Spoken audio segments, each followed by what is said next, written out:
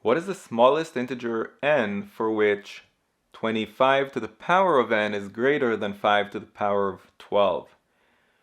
I wish the right-hand side would look a little bit more like the left-hand side.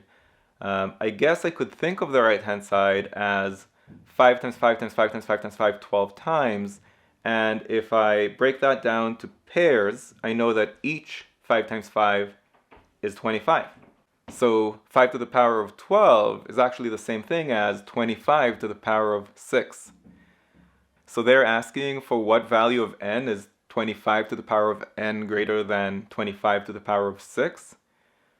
Well, n would have to be greater than 6, and they want the smallest such integer. Well, what's the smallest integer that's greater than 6? 7.